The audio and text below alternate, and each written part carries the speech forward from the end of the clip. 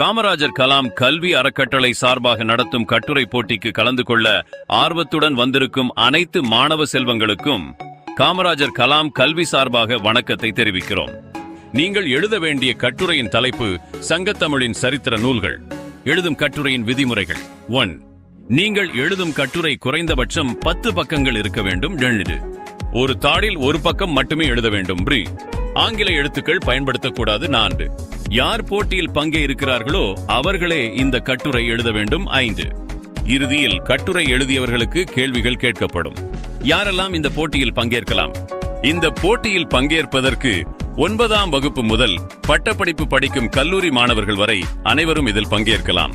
இந்த போட்டியில் பங்கேற்க விருப்பமுள்ளவர்கள் மாதம் 30ஆம் தேதிக்குள் உங்களது விண்ணப்பங்களை சமர்ப்பிக்க வேண்டும். இந்த போட்டியில் பங்குப்பவர்கள் இருந்து 5 நபர்களுக்கு பரிசுகள் வழங்கப்படும். அதில் முதல் பரிசு தலா 25,000 மற்றும் கேடயமும் வழங்கப்படும். இரண்டாவது பரிசாக 20,000 ரூபாயும் நினைவு கேடயம் வழங்கப்படும். மூன்றாவது பரிசாக 15,000 ரூபாயும் கேடயமும் வழங்கப்படும். நான்காவது பரிசாக 10,000 ரூபாயும் நினைவு கேடயமும் வழங்கப்படும். ஐந்தாவது பரிசாக 5,000 ரூபாயும் நினைவு கேடயமும் வழங்கப்படும்.